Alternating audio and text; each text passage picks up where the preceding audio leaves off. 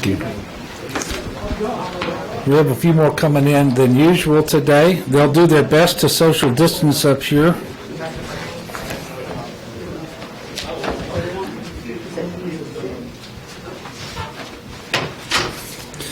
Good afternoon, everyone, and thank you for coming out today and for tuning in.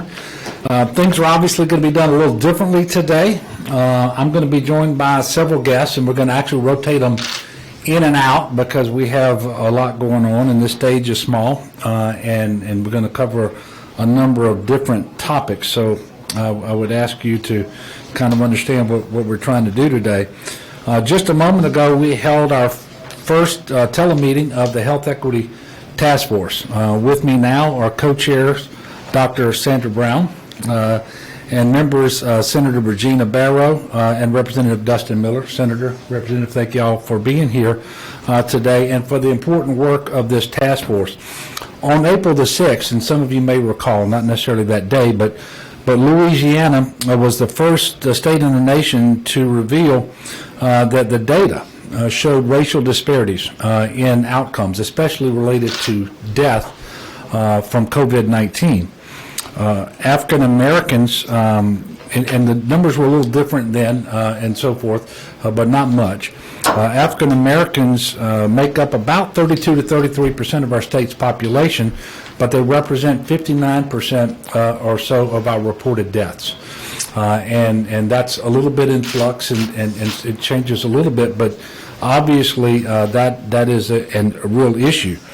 That's why we created the COVID-19 Health Equity Task Force to develop short-term and long-term actions to protect all of us. And I'm going to pause here for a second because the work that's done is going to advance the health and safety of all citizens of Louisiana, because it's going to be focused on a lot of different things, but these comorbidities, which while they might be present in a more prevalent way in the African American population, they are obviously present in every population in the state of Louisiana, regardless of race, but is also going to look at social determinants of health and other things that obviously impact everyone in our state.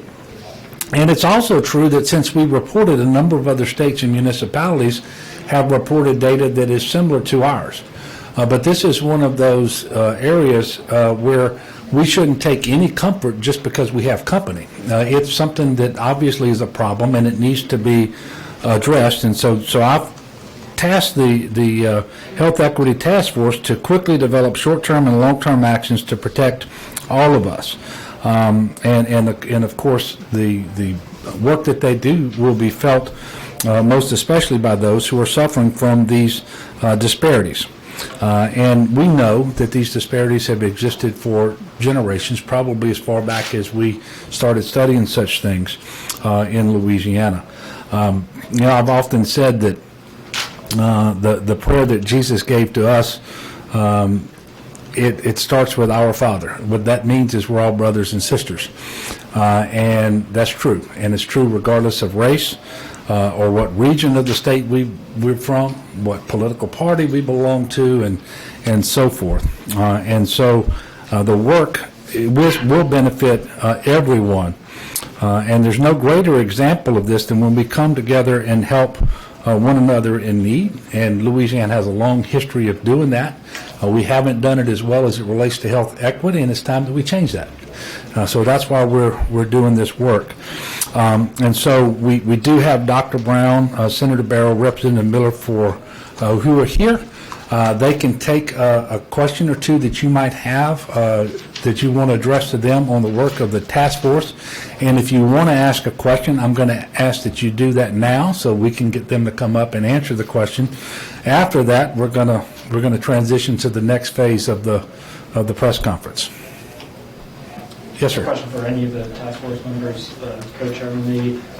Some people have pointed out that among the frontline workers that are going to be facing the public in the reopening, a lot of them are African American. I wonder if you're concerned about this disparity getting larger as we reopen the economy.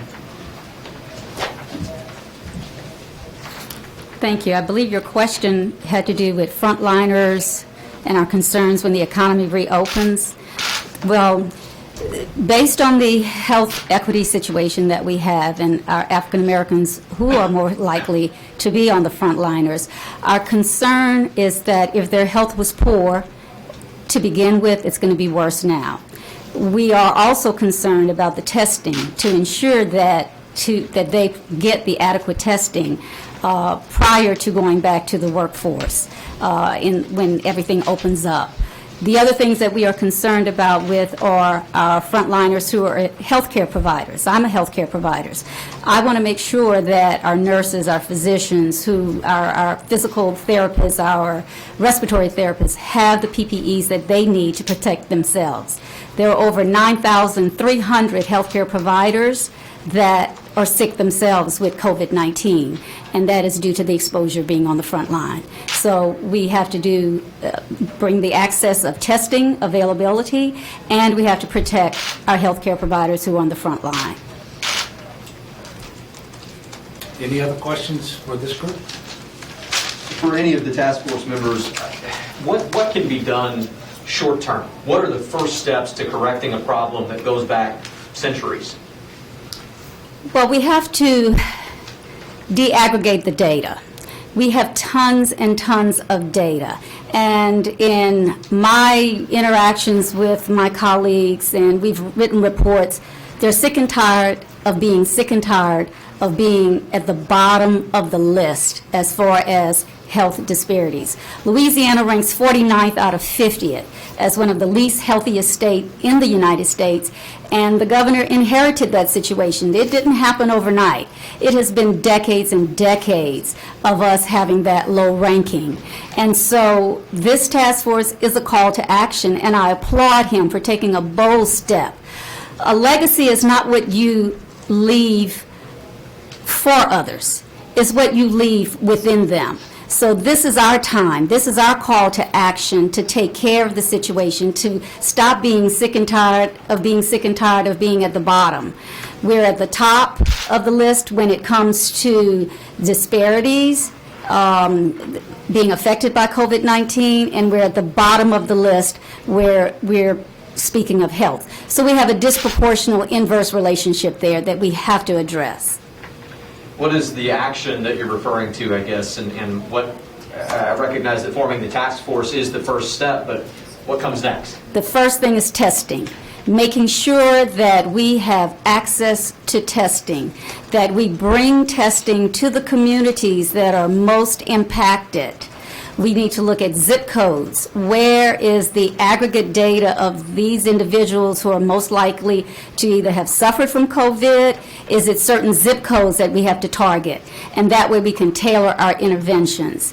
There are barriers to testing, and I applaud the governor again for setting up additional testing sites that individuals can walk to. But we also need to look at expanding the hours. If someone is working from 8 to 5, they cannot leave their jobs and go get tested at 3 o'clock in the afternoon or 11 o'clock in the morning. So we need to look at some flexibility with those testing hours, expanding them to evenings, after hours, and on weekends, and bringing the testing sites to the areas that are most likely in need of it, and that's our African American communities.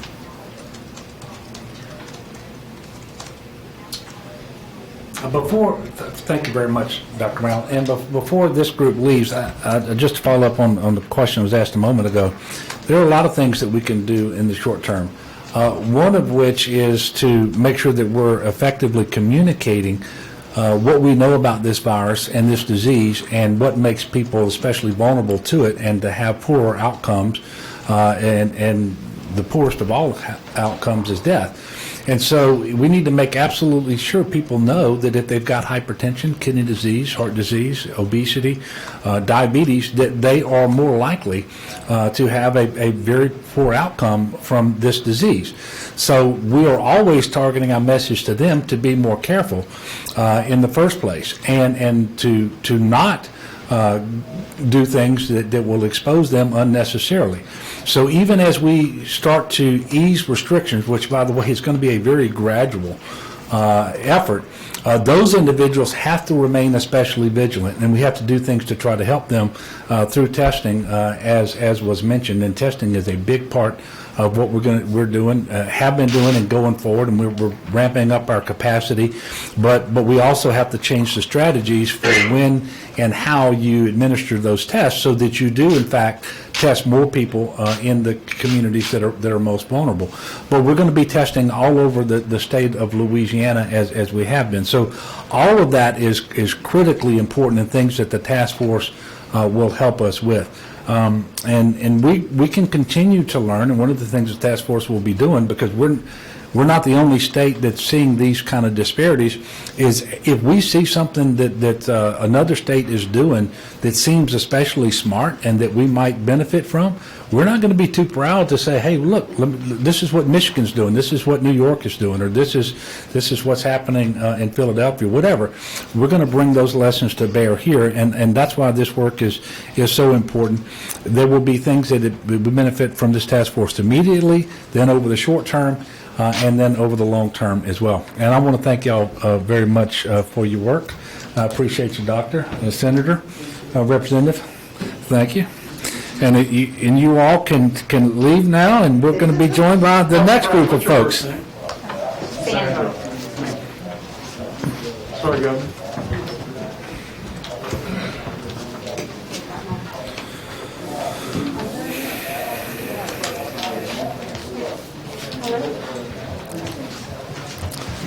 Thank you, David.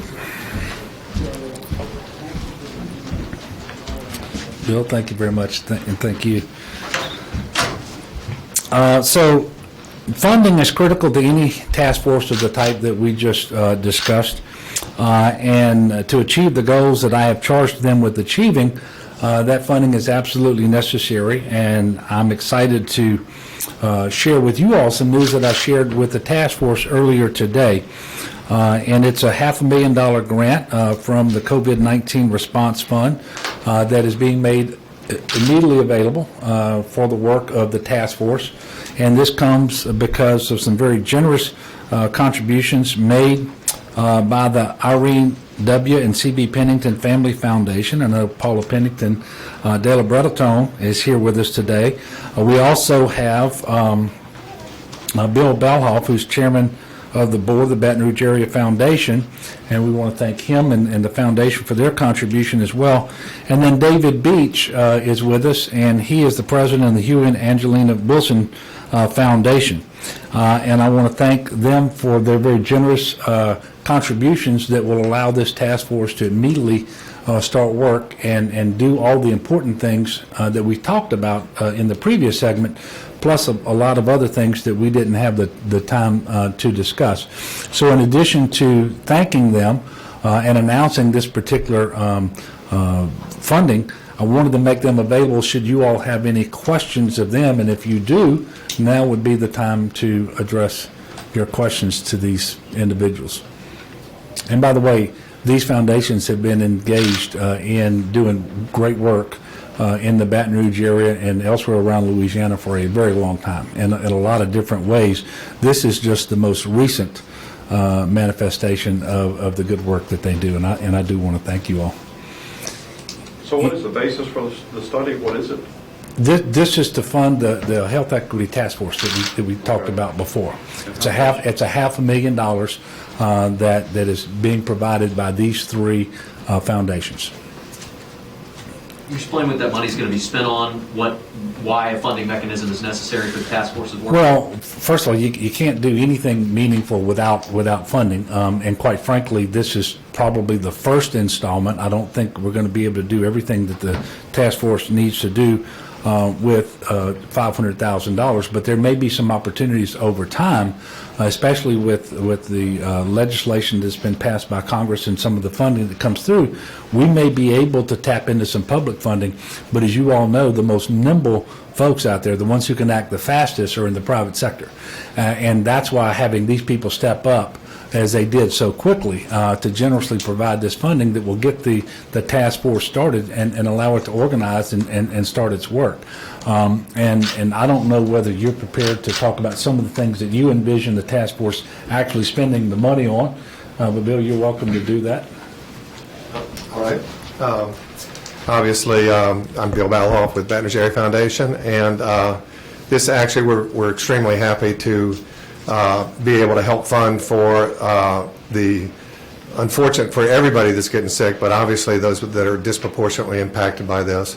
So this is something that we're very interested in. My assumption is that the governor is going to try to get together the people that can actually evaluate what's going on, not just to evaluate what's happening, but also how to treat this situation and try to create something that will actually improve the environment. So I'm glad you called on me, Governor, because I was able to take my mask off and I was about to pass out from breathing on myself.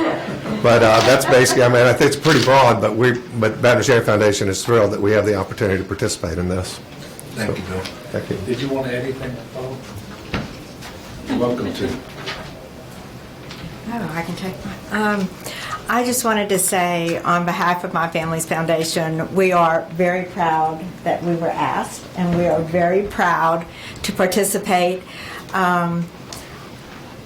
And I also want to thank you for your leadership and everything you have done and kept everyone calm, cool, and collected, and that we're moving forward in such a manner as we are.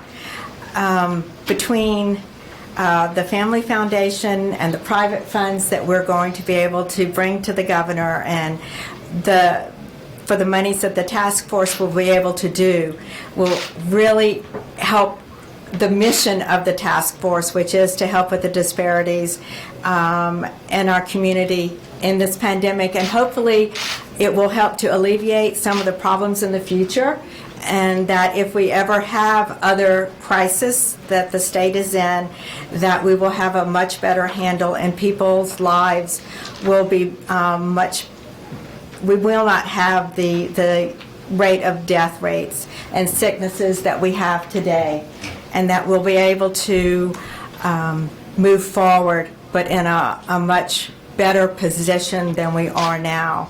So thank y'all for having us today. Thank you, Paul. David, anything? First of all, I'll too thank you, Governor, for your leadership during this difficult time for our state, for our country. My name is David Beach with the Huey and Angelina Wilson Foundation. Our areas of focus are human services, education, health care, and prison reentry. And we are thankful for this task force because we feel that it will serve as a launching pad to really understand some of the systemic issues in our community and in our state. And we hope as a foundation to be able to take the action items that are delivered as a result of this task force and apply pressure to change the systemic issues that some of our most vulnerable citizens face, and hopefully end generational poverty in our community to make us a much stronger place to live for all of our families. Thank you very much. Appreciate that. Now we're going to trade off again, and we're going to ask these three fine people to depart. But thank you so much. And I'm going to be welcoming Senator Bill Cassidy now, who has been here at GOSEP with me today and previously as well. So, Senator, thank you very much. I appreciate you being here.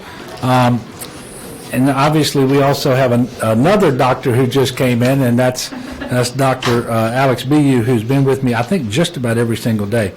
So Senator Cassidy has been working really hard in Washington and here in Louisiana. And you know, he's a doctor. He understands this far better than the vast majority of people out there in terms of this virus and this disease and how to go about tackling it. But he's also been leading the effort in Washington to make sure that the legislation that you've been seeing, the CARES Act 3.5 and so forth, that those have meaningful funding and flexibility of funding so that we can address the most pressing concerns, whether it's small businesses through the PPP program or whether it's the hospitals that need shoring up, the testing and all of those sorts of things. He's also been working with Senator Bob Menendez of New Jersey on a bipartisan plan to respond to the urgent needs of states and communities on the front lines of the fight against COVID-19. And they actually have a bill that's introduced, and I'm going to give him the opportunity to talk about that later. In fact, I think I'll just go ahead and do this now.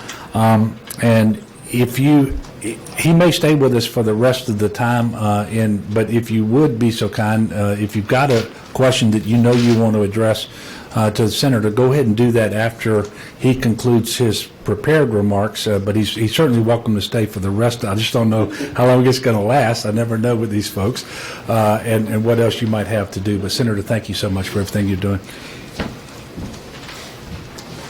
I want to first thank the governor and his team. They have shown great leadership in terms of how do we get our community and our state through this. And sometimes folks say we're of different parties. I say, yeah, but we represent the same state. It is about the state and the people who live here, and it is about nothing else. So again, Governor, thank you for your good work. Appreciate it. And do you mind standing a few feet away? A little close there. Another 6 feet distance. Secondly, the CARES Act. Our goal is to how do we balance the financial and physical health of the American people. I tell folks when I worked at OK Loan Hospital for so many years, I found that if you don't have financial health, your physical health suffers. If your physical health isn't well, then your financial health isn't well either. Right now, we're really emphasizing that physical health, so people's financial health is just out of kilter. We need to bring this back. So the purpose of the CARES Act 3.0 and 3.5, if you will, is how do we help the financial health get us through this rough patch? We did this obviously with the stimulus checks, both those that went to individuals and families. And we also did it for small employers. We need employers to continue to employ people, giving them those benefits that, for among other things, provide the health insurance that they need should they get sick. But also, hopefully, to have that assuredness of a job so that when we are through this rough patch, that they'll have a job to go back to, and we'll be able to take off once more in that kind of great economy we had before all this happened. I will say that we found that the first amount of money we put forward to support small businesses and nonprofits such as churches in the PPP program had such demand that it was quickly exhausted. Congress has now added back to that, again hoping to support these small employers so that the people whom they do employ will be financially whole. The second thing I've been working on as related to financial health is what do we do as regards the healthcare industry. Believe it or not, healthcare is losing a lot of money because all their elective cases are canceled. They tend to lose cases if they are filled with ICU patients with COVID.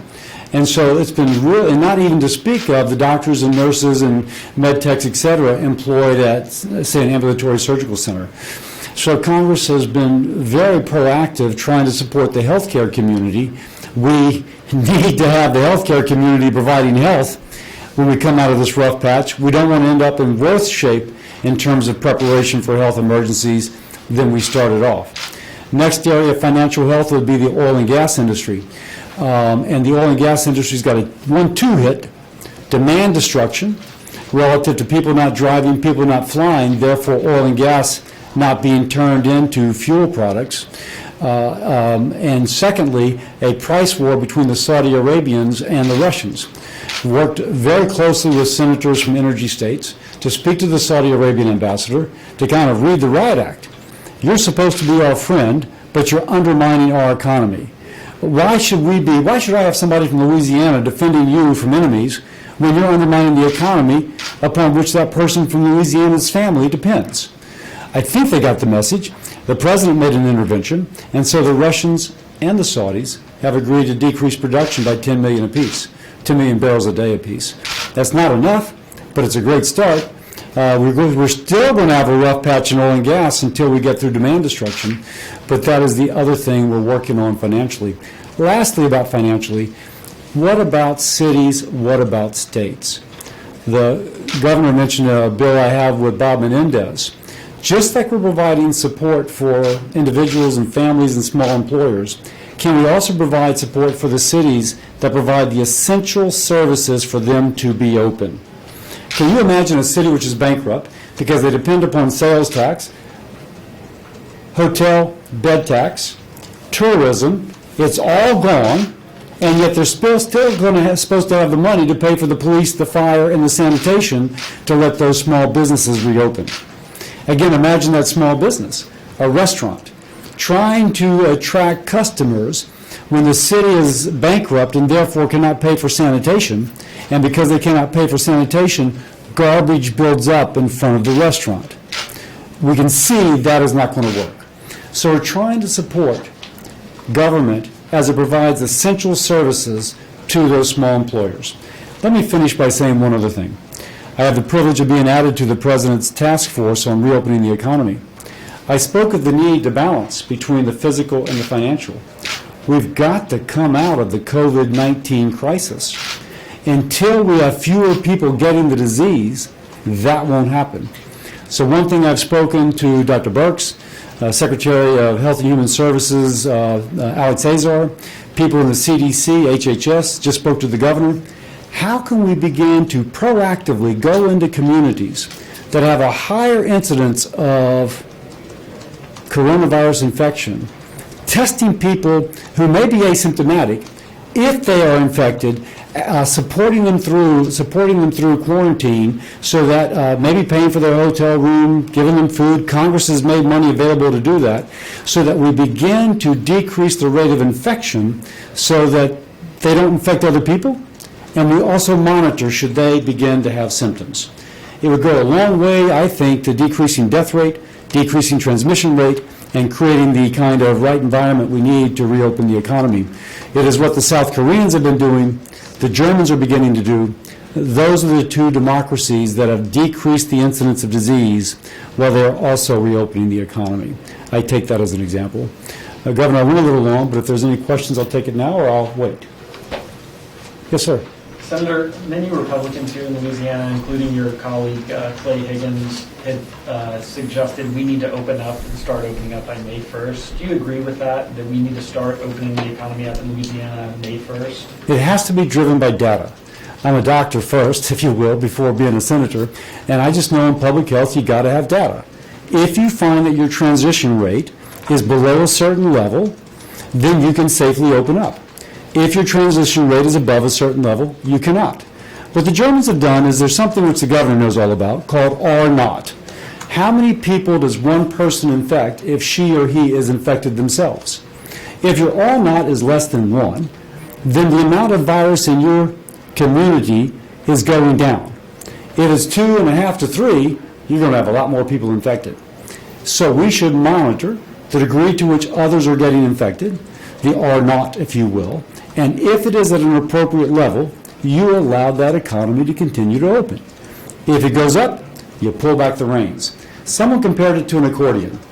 You open it, oh, we can keep opening it, but we always may just throw a little bit back in case it gets out of control. We have to be driven by data. Does the fact that Louisiana's death trajectory seems to be divorced from this flattening of hospitalizations, does that give you pause? Why would it? When it comes to reopening, because more people seem to be dying. We're not seeing that flattening. There's going to be a lag. I think Dr. Fauci has said that. Dr. Edwards mentioned that to me in our private conversation. There always, but as Fauci has emphasized, there's a lag between death and between the flattening of the curve. It's a lagging indicator, right?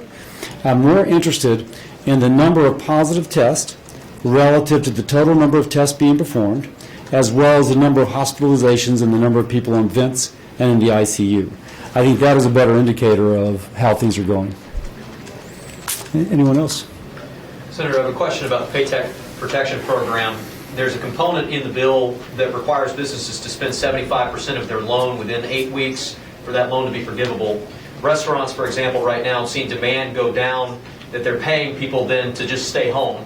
And those people can make more money on unemployment staying home. Is that a problem or an issue the Senate is aware of and perhaps renegotiating as you guys consider putting more money into that program in the future? I've had several conversations with the Louisiana Restaurant Association. Melvin Rodrigue, a very prominent restaurateur, sent me something yesterday, which I forwarded to my staff. We have a call scheduled with Melvin, I think, on Monday. We are advancing that before Treasury, speaking of the special circumstances of restaurants in particular. There's another more technical answer I can give as well that we think brings some relief, but we can talk about that offline. But we're very aware, and we're very actively pursuing that. Yes, sir. You mentioned earlier those stimulus checks that went out or are in the process of going out. Is there any talk in Washington of maybe another round of those and another relief package down the road? So it really depends on how the nation does. That's why I'm so forceful on the need to proactively go to places of higher risk and to proactively test, not just wait for people to show up sick. If we are able to flatten the curve rapidly and find out who's at risk and who's not, then we hopefully don't need another stimulus check because the whole economy is reopening. If we don't make that decision to go after cases proactively, if you have a hot spot, go door to door if you have to. Congress gave the state and cities money to quarantine people. If they can't afford it, we can buy a hotel room. We gave money for food. You can use some of that money for health care. You can monitor them. And then you take them out of the environment where they would infect other people. The importance of this, for example, there was a headline from New York, probably the New York Post, mother infects 6 children.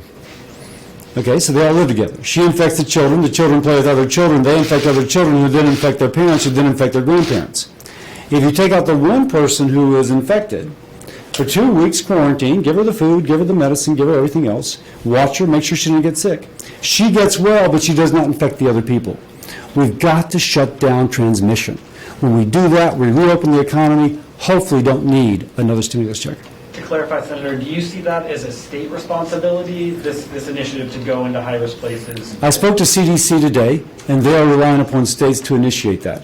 The CDC is not prepared to give granular recommendations like that to states, even though they agreed that in some communities that would be a wise move.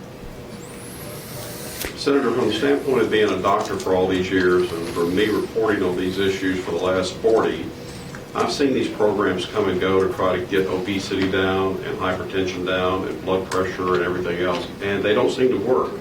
In fact, I went through the CDC's records for the last 30 years, and we've only gotten worse coast to coast, particularly in the Gulf South and particularly in Louisiana. What is the disconnect, and why is it that a population continues to get heavier and more out of shape? Yeah, you're talking about a really complicated answer on that one, brother. Got a few minutes. But I can tell you that is all the more reason that we need institutions like the Pennington that actually come to where somebody lives, as opposed to giving examples or lifestyle recommendations that people cannot live with. As one example, I was on a panel once in Washington, really great people, talking about the need to have organic food to address the issue of obesity. My point to them was, wait, my patients at OK Long Hospital had to take public transportation to the grocery store. They had to take perishables back to their place in Louisiana August heat. And by the way, they got their food stamps card filled, or if not food stamps, they got paid on a certain day of the month, and then they would go to the grocery store and buy things that would not perish but rather last. Those things typically are processed. They're not fresh. So I do think we need more analysis of how that might work. One suggestion I made long ago is if we do have food stamps, give a higher value for use on fresh foods and vegetables and a lower value on processed food, or maybe the same value, if you will. Something like that. But we need to think creatively about that. It also involves a built environment, et cetera. We could go on, but there's a lot of things involved in that one. Another issue, too, last year you were really a proponent for transparency in the healthcare system long before coronavirus was ever thought of. Are you still opponent for that? Oh, my gosh, absolutely. In fact, I just had a great conversation with the governor, but one thing he mentioned, is to steal his thunder, but it's actually a thunder I would use, too. The more transparent we are, the more people trust. And they'll occasionally forgive you a mulligan if they think that you're being transparent. Now, I was speaking back then about transparent pricing. We should know that something costs me $25. Wait a second, you're charging me $250? Across the street I can get it for $25. I'm all the advocate for the patient having the power. But I also think in this process, we need to be as transparent as possible. And again, I thank the governor for his ethic on this, because we need that ethic for the American people, for the people of Louisiana, to have everything they need to know to have confidence in the process. Thank you. Thank you very much. Senator Cassidy, I appreciate you being here and all the long and hard work that you've been doing and continue to do.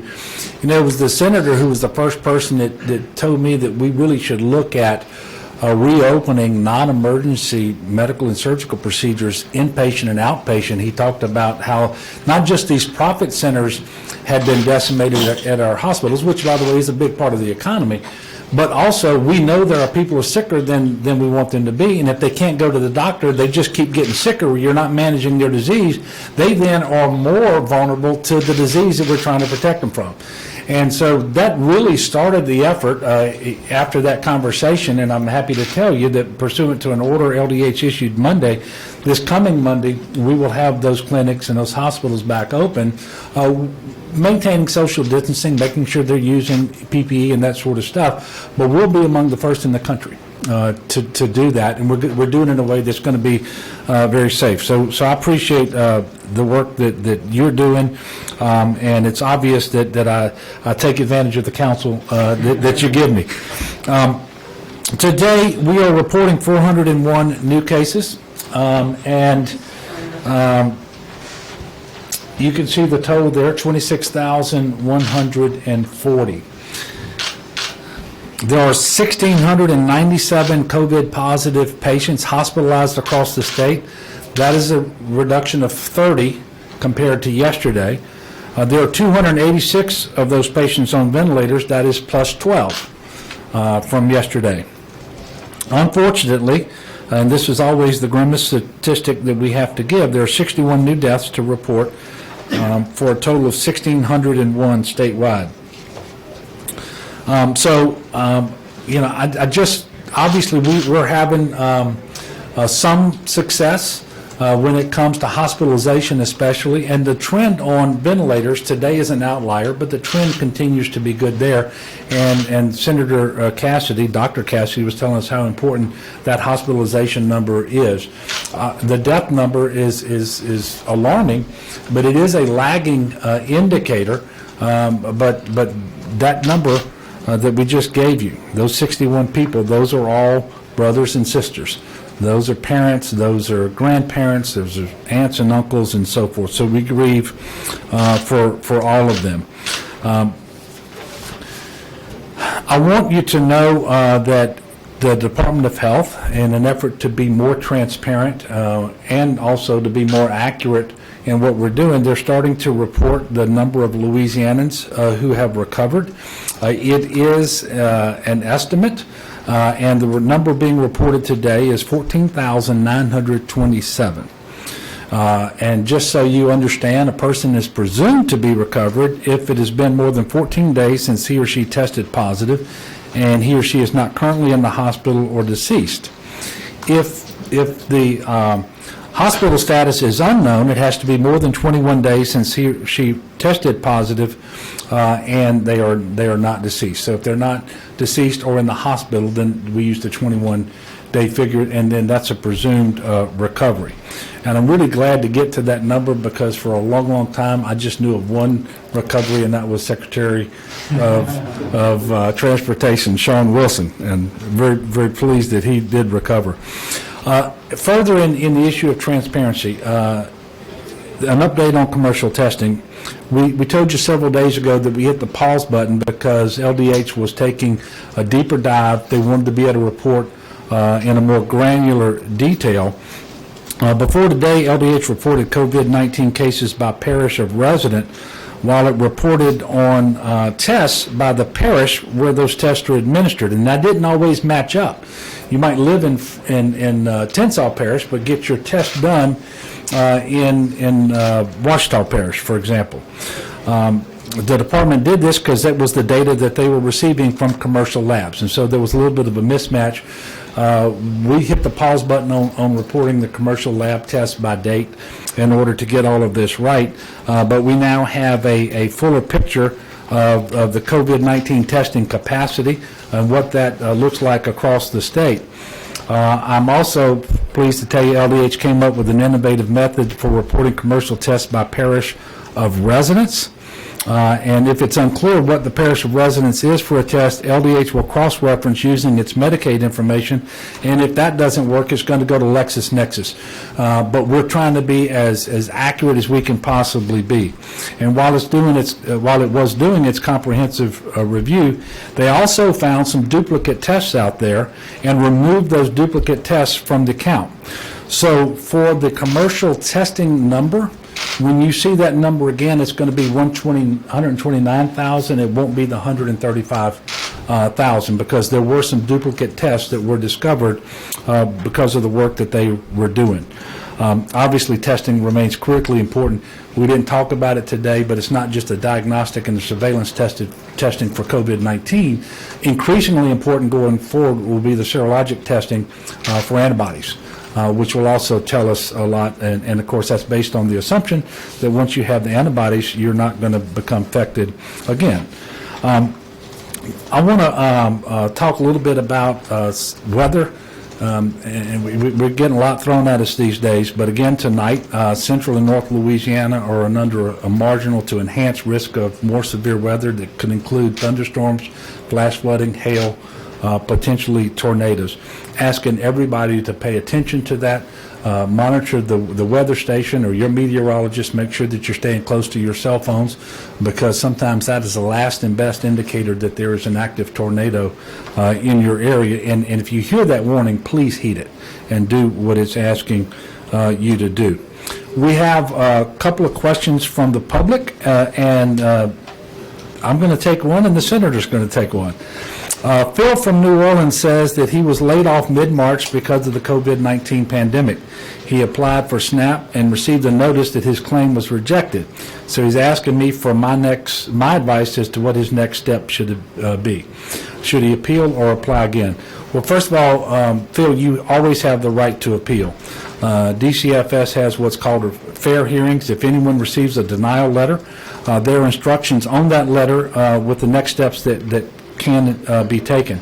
You do have 90 days from the date of that decision on SNAP in order to appeal the department's decision.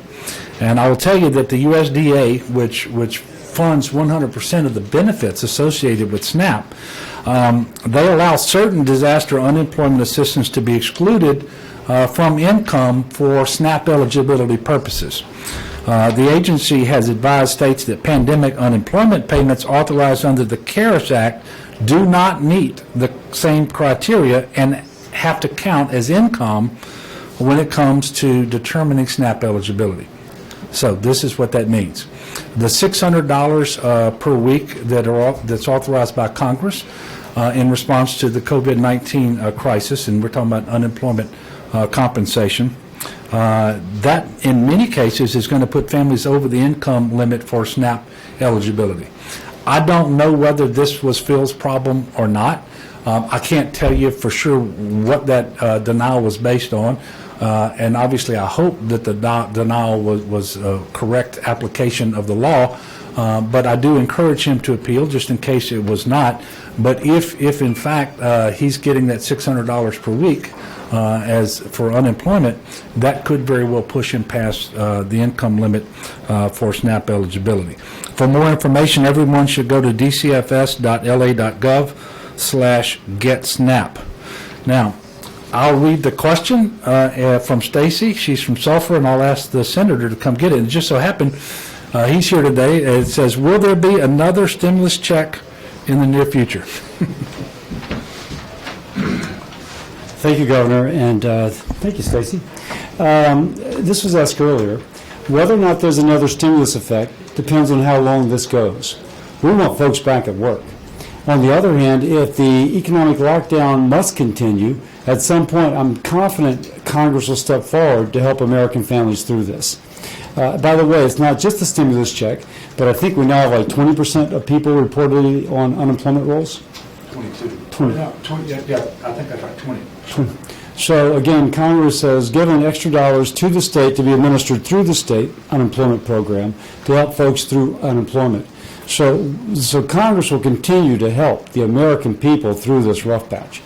I'm just hoping this rough patch doesn't last much longer. And so Stacy, TBD, I hope not, but if it's necessary, I suspect so.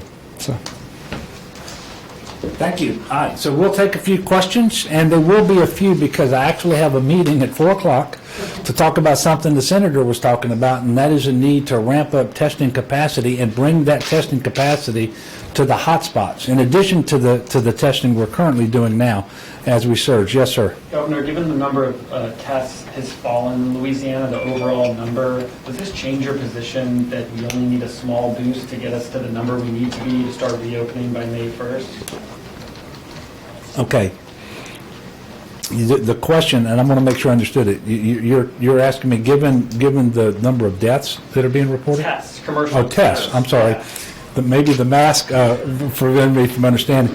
No, that particular number doesn't disturb me. We have two ways to measure this if we want to follow the guidance given by the White House on reopening, and that's the threshold criteria. It's being measured up. Thank you very much, Senator. Being measured over a 14-day period, and it has to do with influenza-like illness symptoms being reported. And I think because the flu season is over, they're actually changing that to COVID-like symptoms.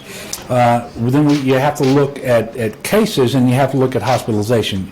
You were talking about cases, so you can look at the total number of cases being reported on a day, or you can look at the number of cases relative to the number of tests that are being administered. I think that's probably the best indicator. Both are instructive.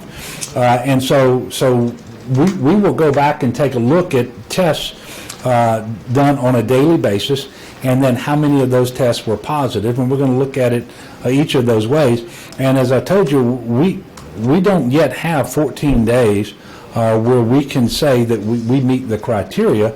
We've certainly been moving in that direction, but we're going to continue to look at this, and we'll go back and take another look at it in light of this slight reduction in the number of commercial tests that we're currently reporting, and see if it makes any change. And as I've said before, we know that the stay-at-home order ends on April the 30th. We know that something comes next. Whether that looks like phase one of a reopening of the economy, which will be very, very gradual and slow because we don't want to go back to where we were, or whether it's a continuation because we don't yet meet that criteria. We don't quite know that yet. We will get that back to you all on that the first of next week. Yes, sir. Back to the diversity task force and the health equity work that you guys are doing. We understand that systemic racism and generational poverty have been problems in Louisiana for decades, if not centuries. So what more is there to learn? What more data can the task force collect, and how can you assure us that they're not just going to tell us something we already know?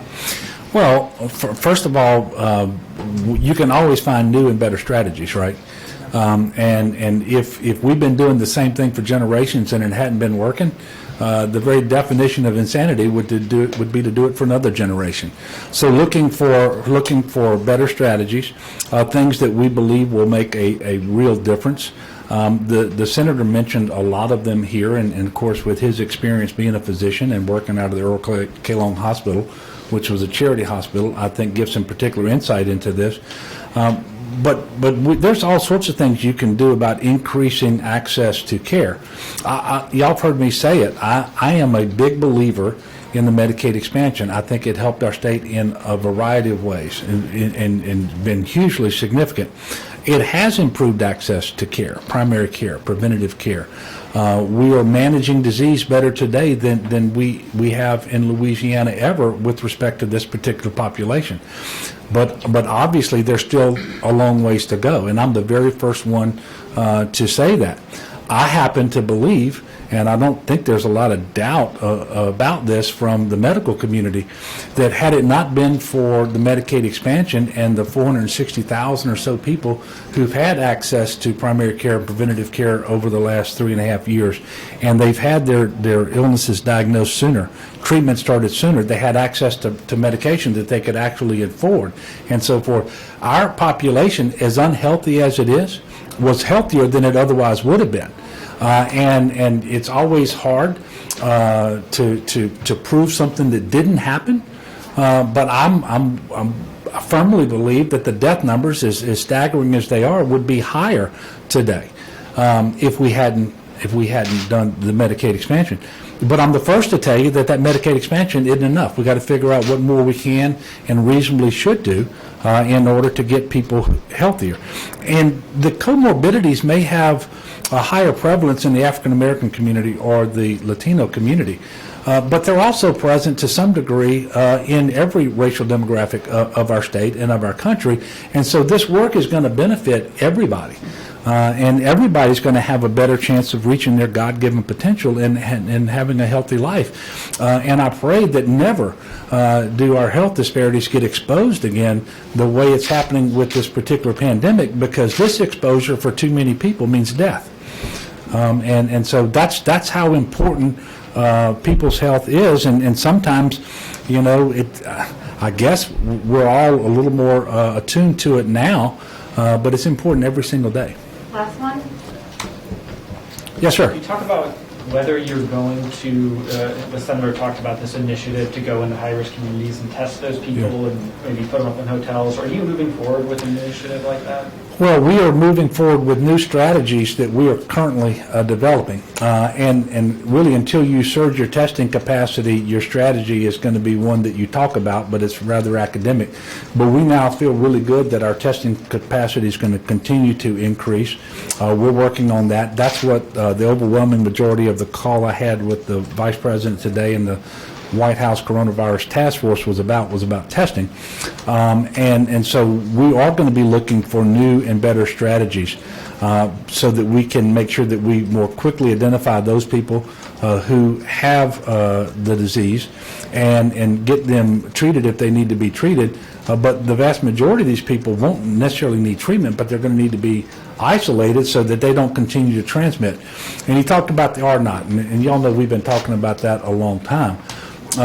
If you think about what we've been able to do through the mitigation measures and the testing and the isolation, the contact tracing thus far, we in Louisiana have gone from having the steepest growth in cases anywhere in the world to now where we're in a much better place. And if you saw, and we're not where we want to be, clearly, but if you looked at an article in the New York Times last night, I think it was 4 out of about 20 areas that they identified as having shown the most improvement are all Louisiana places.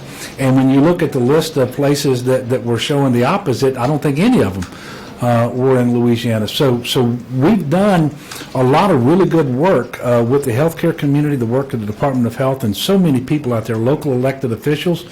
But there's always that next step.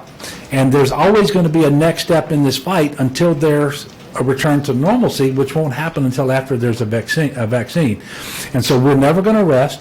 I am going to start a meeting here in about 4 minutes, and it's all about testing in Louisiana as we surge that capacity, and particularly testing in hotspots.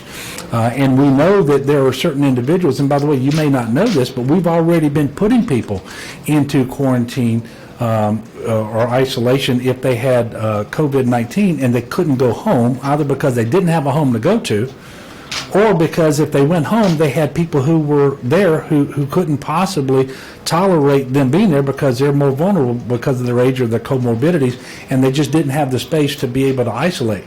And so we've been doing this throughout. Now it's time to potentially do it on a much larger scale, and we're going to do everything we can to make it work, because that's how you successfully get through the crisis and reopen larger portions of the economy over time without seeing the cases spike. So we've got a lot of work to do. I continue to express to the people of Louisiana my appreciation for their patience, for their diligence, for the effort that they're making. For those of you who are not making the effort you should, and you know who you are, I'm asking you to do better as well. But by being good neighbors to one another, we are absolutely going to get through this. And I ask you to continue to lift one another up in prayer, especially those people who are in the hospital with COVID-19 and those healthcare professionals who are caring for them. From the time they get picked up by the ambulance, perhaps, brought to the hospital, and they go through the emergency department, and they get up to the to the inpatient portion of the hospital, all the way through that. You've got wonderful medical professionals who are at some risk to themselves, obviously, are nevertheless there providing first-class care to the people of Louisiana. I appreciate them, and we should make sure that we are giving thanks for them, but also expressing our appreciation to them and lifting them up in prayer. So we will be back with another press conference on Monday. We won't have one over the weekend unless something happens to warrant a press conference. I don't anticipate that, but I do look forward to seeing you all again Monday. So everybody have the best weekend you can have under the circumstances. God bless you. And thank you.